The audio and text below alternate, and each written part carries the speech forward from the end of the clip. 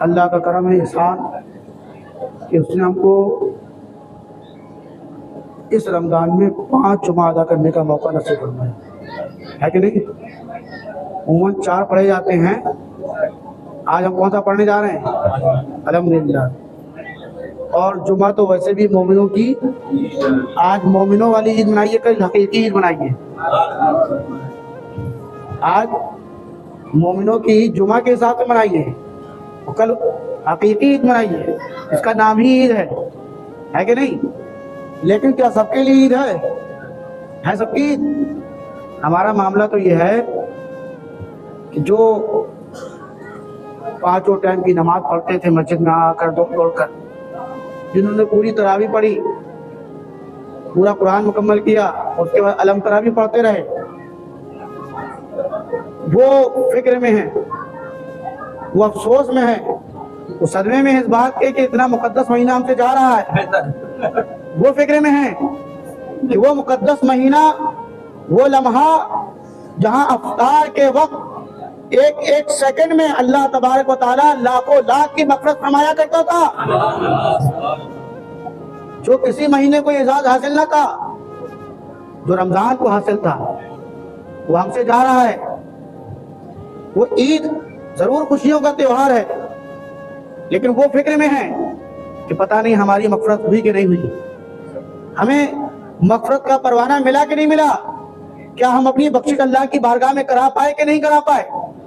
اور صاحب، جنہوں نے پورا قرآن بھی نہیں سنا، جنہوں نے 10-5 پارے اچھے سے سنے اور 2-4 پارے بیچ بیچ میں کیسے سنے، یہ ہم آپ جانتے ہیں، وہ خود بہتر جانتے ہیں۔ شروع میں تو فجر کی نماز میں بالکل پابندی سے آتے رہے، بالکل پکے نمازی بن کر، اب 15 کے بعد وہ دکھائی دینے بند ہو گئے صاحب۔ وہ ان کو سب سے زیادہ فکر ہوتی تھی، گھر کو وہی سجا رہے ہوتے، سب سے زیادہ بازاروں کے چکر وہی لگا رہے ہوتے۔ آپ سوچ رہے ہوں میں عجیب بات کر رہا ہے، کوئی اچھی بات کرنا چاہیے، لیکن بات یہ ہے کہ ان کو اتنی زیادہ خوشی ہے، کیوں؟ کیونکہ انہوں نے رمضان کی برکت سمجھی نہیں تھی۔ اگر سمجھی ہوتی تو یہ نمازیں نہ چھوڑتے، یہ تراویح نہ چھوڑتے۔ ارے کم سے کم دکان والے تھے تم، ٹھیک ہے، دکان مجبوری تھی، مسجد نہیں آ پا رہے تھے، تو کیا رات ختم ہو گئی تھی؟ کیا رات رخصت ہو گئی تھی؟ یہ نمازیں چھوٹی تھی، کیا رات میں نہیں پڑھی جا سکتی تھی؟ پھر سب سے زیادہ عید انہی کی۔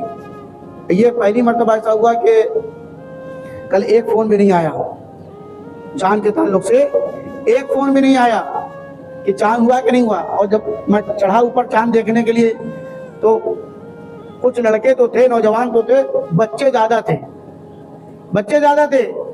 پتا چلا کہ آج کی عید کوئی چاہ نہیں رہا تھا۔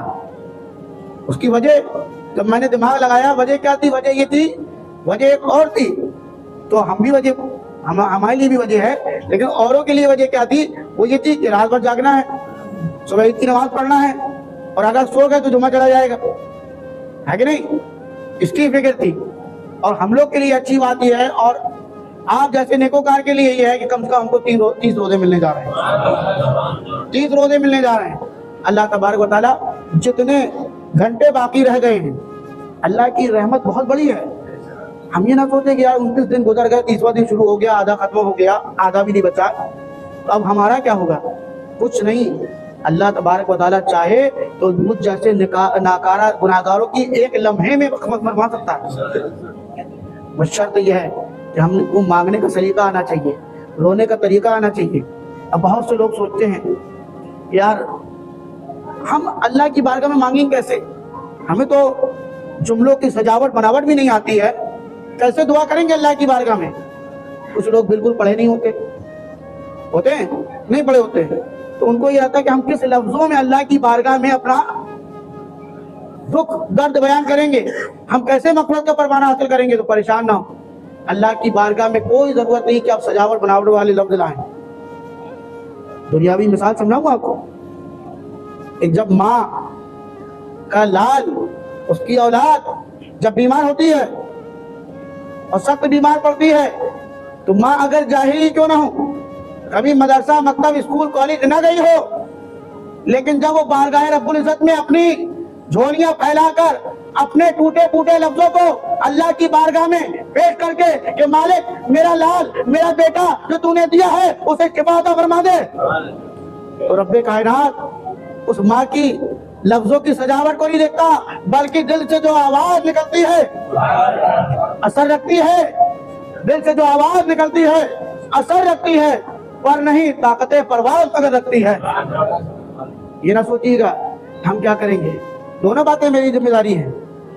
آپ وہ نمازی بنے دعا کریں اور ساتھ میں یہ بھی دعا کریں کہ اللہ تبارک و تعالی ہمیں پورے سال کا نمازی بنائے. ارے پیچھے والی کو آمین کرو یار. ڈرنے کی کیا ضرورت ہے کہ نہیں چاہتے کہ پورے سال کے نمازی رہیں کہ 8 کے کھاٹ کے 360 والے رہ جائیں.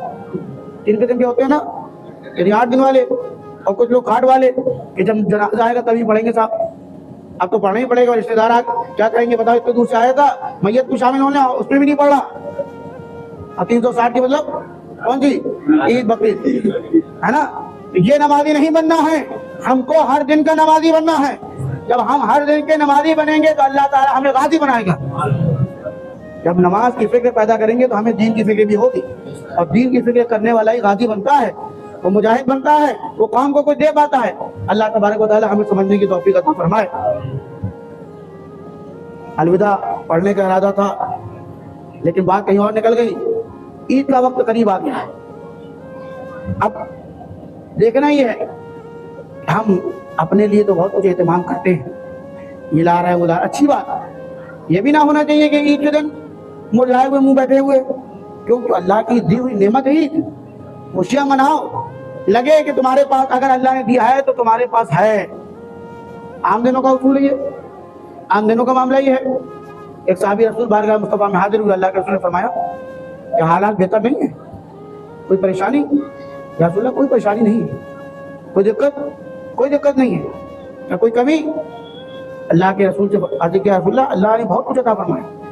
میرے آقا نے فرمایا تو اگر دیا ہے تو دکھاؤ بھی. اگر دیا ہے تو دکھنا بھی چاہیے. یہ نہیں کہ بھری ہے تجوریاں اور لباس ہے پھٹے پرانے چلے آ رہے ہیں. کچھ لوگوں کا مزاج بھی ہے گٹ کے گٹ رکھے اندر نکلتے ہی نہیں تھا. ایسا بھی نہیں ہونا چاہیے. تو پتہ چلے اگر اللہ کی نعمت تمہارے پاس ہے تو نعمت کا اظہار بھی ہونا چاہیے.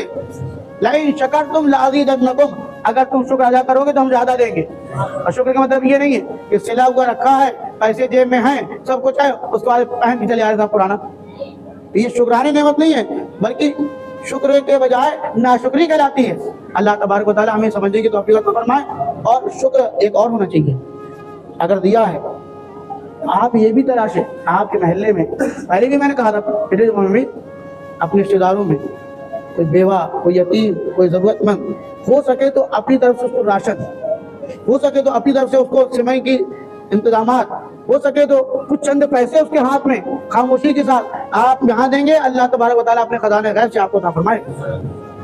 کچھ نہ ہو سکے تو کم سے کم اتنا کریں کہ جو واقعی ضرورت مند ہیں ان کو جب مسجد آئیں عید کی نماز پڑھنے اور جائیں تو جو دیکھ رہے ہیں ان کو ضرورت مند کو 10 20 50 روپے دیتے چلے جائیں. ان کی بھی خوشیوں میں آپ حصہ بنیں. اللہ کے رسول صلی اللہ تعالیٰ علیہ وسلم عید کی نماز پڑھانے جا رہے ہیں. سوچو کیا حسین منظر ہوگا. ہمارے علماء جب مسجد آتے ہیں ایک شان ہوتی ہے اور جو انبیاء کا امام ہو جو معراج کا دولہا ہو جو اللہ کا محبوب ہو اور کس شان سے اللہ کے رسول جا رہے ہیں. ایسے نہیں جا رہے ہیں کہ صرف اکیلے جا رہے ہیں بلکہ جا رہے ہیں دائیں ہاتھ کی جانب حضرت امام حسن ہے اور بائیں جانب حضرت امام حسین ہے. جنتی جوانوں کے سردار ہیں اور رسولوں کا امام ہیں. جا رہے ہیں میرے آقا رک گئے. دیکھا کہ ایک بچہ رو رہا ہے. رخ سرکار کا یوں ہے عیدگاہ کی طرف. سرکار موڑ دیے ادھر پہنچ گئے. پوچھا ہے بچے کیوں رو رہے ہو؟ اے اللہ کے نبی میری ماں نے مجھے مارا ہے. کیوں مارا؟ آج عید کا دن ہے. میں نے ماں سے کہا کہ مجھے نیا لباس چاہیے. ماں نے کہا کیونکہ میرا باپ نہیں ہے میں یتیم ہوں. تو جب میں نے کپڑا مانگا تو ماں نے کہا نئے لباس کے لیے پیسے نہیں ہیں نہیں ملے گا. میں نے دوبارہ پھر کہا. پھر ماں نے کہا کوئی انتظام نہیں ہے. پھر جب بار بار میں نے کہا تو میں نے ماں نے مارا. تو میں نے کہا سنو اگر تم لباس نہ دو گی تو میں عید کی نماز نہ پڑھوں گا. تو ماں نے مارا بھی اور کہا جاؤ نہ پڑھو. ماں تو کہتی تھی نا بچے کو بچے میں نے کروں گا. یا رسول اللہ میری ماں نے بہت مارا نیا لباس نہیں ہے اور ہوگا کیسے میرا جو باپ نہیں ہے. اللہ اکبر. میرے آقا अलैहिस्सलाम का दिल पसीज गया। वो मुस्तफ़ा जो गैरों के लिए, जिन्होंने गैरों के लिए हाथ उठाए हों, वो अपनों के लिए हाथ ना उठाएंगे। अल्लाह अकबर। अब वो मुस्तफ़ा जा रहे थे ईद की नमाज पढ़ाने। उस वक्त वो दौर नहीं था कि 7 बजे ईद की नमाज होना है तो वक्त घड़ी में लगाओ, घड़ी का तो कोई मसला ही नहीं था, घड़ी की इजाज़त ही नहीं थी। लेकिन लोग इंतजार कर रहे हैं कि अल्लाह के रसूल अभी तक आए क्यों नहीं है। मेरे आका उस बेटे को, उस लड़के को, उस यतीम को ले गए कहाँ? सैयदे कायनात के यहाँ, खातूने जन्नत के यहाँ ले गए। और फातिमा इस बच्चे को नहलाओ, अच्छा लिबास पहनाओ, उम्दा खाना खिलाओ। जब ज्यादा देर हो गई, साहबा आ गए, अल्लाह के रसूल पहुंचे नहीं हैं, यहाँ मुस्तफा रुके हुए हैं।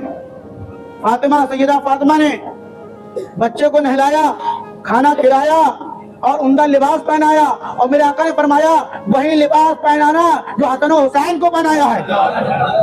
ये मुस्तफा का पैगाम है, ये है मुस्तफा का पैगाम। अल्लाह अकबर। खातून जन्नत ने तैयार कर दिया उस बेटे को, उस लड़के को, उस यतीम को। और मेरे आका अब चले हैं इस शान के साथ कि दाएं तरफ इमाम हसन है और बाएं तरफ इमाम। अब हाथ तो मुस्तफा के दो हैं, एक जानिब एक शहजादा और दूसरी जानिब तो तीसरा कहाँ जाएगा? वो यतीम कहाँ जाएगा? मेरे आका ने फरमाया परेशान ना हो। मेरे आका ने उस यतीम को उठाकर अपने कांधों में बिठाया और कहा परेशान ना हो, तुम न समझना, ये न समझना कि तुम्हारा बाप नहीं है, आज से मोहम्मद तुम्हारा बाप है। ये उकूबत का, ये मोहब्बत का दर्स मुस्तफा ने दिया और देकर ये बता दिया कि सिर्फ खुशी तुम्हारी अपनी खुशी नहीं है, बल्कि उनकी भी खुशी तुम्हारे लिए मुकद्दम है जिनके पास खुशियों का सरपाया नहीं। अल्लाह तबारक व तआला हमें समझने की तौफीक अता फरमाए। इसका ध्यान रखना है, हमको ख्याल रखना है। और साथ ही साथ मेरे मुस्तफा ने एक और पैगाम दिया था। एक साहबी रसूल आए, या रसूल मेरा बच्चा नहीं मिल रहा है, 2 दिन हो गए, परेशान हैं। अल्लाह अकबर। दूसरे साहबी वहां बैठे हुए थे, या रसूल इसका बच्चा खोया नहीं है। फिर कहाँ है? फला मैदान में मैंने बच्चों के साथ इसके बच्चे को खेलते हुए देखा है। अब जैसे कोई बात सुनेगा 2 दिन से बेटा नहीं मिला तो क्या होगा? बैठा रहेगा? बोलिए, बैठा रहेगा? फौरन देगा। अगर 5 घंटा बच्चा नहीं मिलता तो लोग परेशान हो जाते हैं।